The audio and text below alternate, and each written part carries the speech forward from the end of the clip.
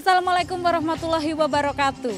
Alhamdulillah pemirsa, kita bertemu lagi bersama saya Novita Sinta dalam acara Mutiara Parlemen. Tema yang akan kita angkat kali ini berkaitan dengan pentingnya tugas perempuan dalam membantu tugas laki-laki. Nah, kita bakal tanya orang-orang, kira-kira pada sadar nggak ya seberapa penting tugas ataupun peran perempuan dalam membantu laki-laki? Yuk, terus ikuti saya.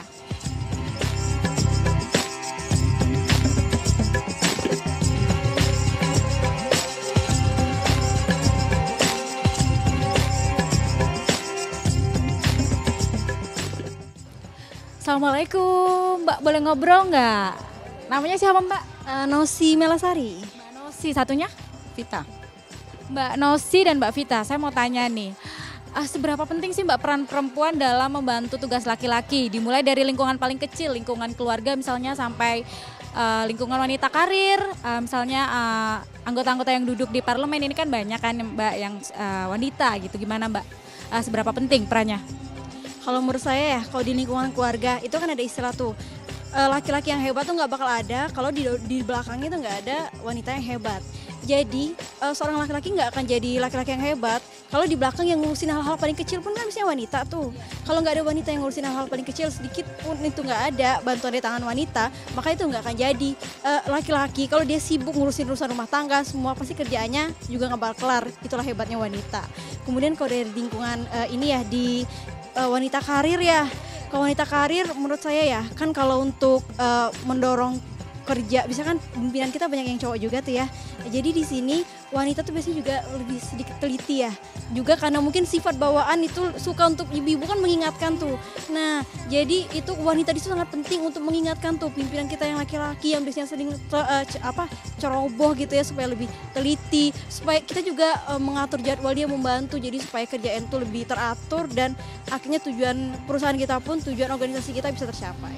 Intinya mas saling bekerja sama ya Mbak. Nah ini kalau pendapatnya Mbak Vita gimana Mbak? Kalau menurut saya sih peran wanita itu sangat penting sekali ya. Apalagi kalau dalam misalnya kita lihat tatanan yang lebih kecil di keluarga misalnya. Nah wanita ini mungkin lebih besar, mereka paling besar kontribusinya dalam mengasuh anak. Jadi nanti akan membangun generasi itu dari seorang wanita inilah.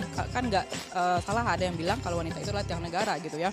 Nah jadi penting sekali di sini wanita harus punya pendidikan, harus bisa maju gitu kan, supaya dia bisa nanti menghasilkan generasi-generasi yang hebat gitu loh, untuk membangun bangsa ini. Jadi kalau untuk kita lihat di bidang parlemen dan sebagainya, sebenarnya kontribusi wanita itu juga sangat banyak. Contohnya kita lihat kalau di pejabat-pejabat kita juga banyak sekali tokoh-tokoh wanita ya, seperti Ibu Sri Mulyani, Ibu Susi. Nah, jadi wanita sebenarnya tidak kalah kalau misal dalam berbagai hal untuk membangun negara, laki-laki. Nah ini untuk pesan ataupun harapannya untuk para perempuan zaman now apa Mbak? Supaya bisa membantu tentunya memajukan bangsa Indonesia.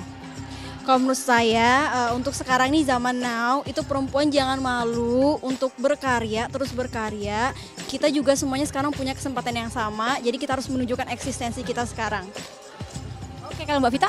Kalau menurut saya teruslah mengembangkan diri, teruslah berkarya, jangan pernah malu. Kita semua mempunyai kesempatan yang sama. Oke, terima kasih untuk waktu ngobrolnya Mbak Nosi dan Mbak Vita. Assalamualaikum. Mas, namanya siapa Mas? Irfan, Mbak. Mas Irfan, saya mau nanya nih, seberapa besar sih peran perempuan dalam membantu tugas laki-laki? Dimulai dari lingkungan paling kecil, misalnya lingkungan keluarga, sampai wanita karir misalnya, anggota-anggota yang duduk di parlemen, seberapa penting Mas perannya? Menurut saya sangat penting banget ya. Dari keluarga misalnya, dia adalah pendidikan pertama bagi anak-anak, kemudian bagi suami seperti saya, ketika ditinggalkan tugas otomatis beban kepala keluarga juga ada di pundak istri gitu. Itu sih menurut saya sebagai madrasatul ula lah, sekolah pertama bagi anak-anak. Intinya saling bekerja sama untuk mengerjakan, untuk tentunya membantu tugas bersama-sama ya Mas. Nah ini kalau pesan ataupun harapan untuk para perempuan zaman now apa Mas? Ada nggak? Ya, perempuan sekarang ya menurut saya jangan melupakan kodratnya sebagai pendidik utama dan utama ya, di rumah maupun di luar rumah gitu. Karena kan fungsi ibu sebagai pendidik utama itu tidak hanya saja dilakukan di rumah, tapi di luar rumah. Kalau sekarang kan dunia sudah era globalisasi ya Mbak, melalui medsos kita juga masih bisa mengontrol anak-anak kita. Yang penting itu disepakati dari rumah gitu bersama anak-anak dan suami. Oke, baik, terima kasih Mas Irfan untuk waktunya. Selamat siang. Nah pemirsa, itu tadi jawaban dari beberapa orang yang sudah kita tanya tentang pentingnya perempuan dalam kehidupan sehari-hari. Lalu sebenarnya sepenting apa sih tugas perempuan dalam kehidupan sehari-hari? Yuk langsung saja kita saksikan tausiah dari anggota DPR berikut ini.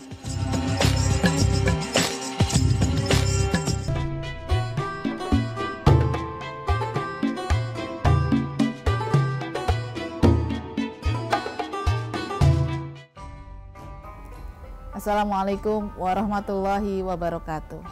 Pemirsa Mutiara Parlemen yang berbahagia, alhamdulillah hari ini kita bisa berjumpa kembali. Mudah-mudahan Allah senantiasa melimpahkan banyak rahmat, hidayat bagi kita semua, sehingga kita bisa menjadi orang yang terus belajar, mempelajari Islam dan juga mengamalkannya dalam kehidupan kita sehari-hari. Pemirsa sekalian yang berbahagia, ketika kita bicara tentang perempuan yang berkiprah dalam ranah publik, tentu kita akan memikirkan bukan sekedar bahwa dia perempuan, tetapi dia adalah perempuan yang berkualitas.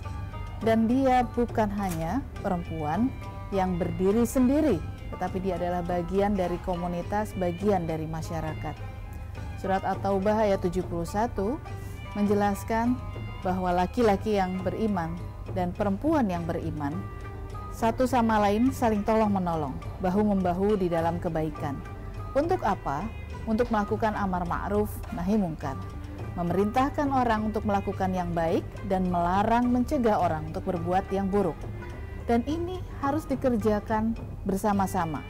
Dan ketika kemudian orang mengatakan bahwa yang harusnya memberikan kebaikan, melakukan banyak kebaikan di publik hanyalah laki-laki, itu adalah sebuah kesalahan besar. Yang harus dilakukan adalah bersama-sama, laki-laki dan perempuan saling tolong-menolong, saling bahu-membahu. Amar ma'ruf nahi mungkar seperti apa yang bisa dilakukan? Pertama, tentu dalam diri kita sendiri. Hendaklah kita menjadi orang yang patut diteladani karena kita melakukan banyak kebaikan. Karena kita menjalankan perintah Allah dan kita menjauhi semua larangannya yang diketahui oleh orang lain maupun yang hanya kita sendiri yang mengetahuinya. Kita juga akan memperluas amar ma'ruf nahi mungkar itu kepada lingkup keluarga. Keluarga adalah kelompok terkecil dalam masyarakat kita. Kelompok sosial terkecil ini yang justru menjadi inti dari sebuah negara dan bangsa. Karenanya keluarga harus secara sungguh-sungguh kita tata dengan baik. Bukan sekedar menikah, bukan sekedar kemudian melaksanakan akad, tetapi ada banyak konsekuensi dan ada banyak tugas dan kewenangan yang harus diemban bersama-sama di dalam keluarga ini. Kita tahu bahwa sebagai pemimpin dan juga sebagai anggota di dalam keluarga, kita tahu ada banyak hal yang harus kita perbaiki, baik diri maupun juga anak-anak dan keturunan kita. Pada lingkup yang lebih luas, bagaimana kita memberikan upaya-upaya amar ma'ruf nahi mungkar pada lingkungan masyarakat kita. Tidak enak kalau sebuah keluarga hanya baik sendirian, tapi lingkungannya tidak menjadi baik. Kita bisa tahu bahwa mereka akan menjadi sebuah ancaman bagi sebuah keluarga jika kita tidak bersama-sama menjadi baik dan memperbaiki masyarakat kita. Pemirsa Mutiara Parlemen yang berbahagia, ini adalah bagian yang paling harus kita lakukan bersama-sama, memperbaiki negara. Amar ma'ruf nahi mungkar pada level negara memerlukan partisipasi aktif dari laki-laki dan perempuan. Partisipasi ini adalah partisipasi yang luar biasa. Bisa sebagai pemilih, bisa sebagai orang yang dipilih, bisa sebagai masyarakat umum, bisa sebagai pengambil kebijakan. Meskipun Anda sebagai seorang pemilih di masyarakat, jangan pernah menjadi pasif. Karena sesungguhnya masukan-masukan yang ada adalah bagian dari upaya amar ma'ruf nahi mungkar itu sendiri.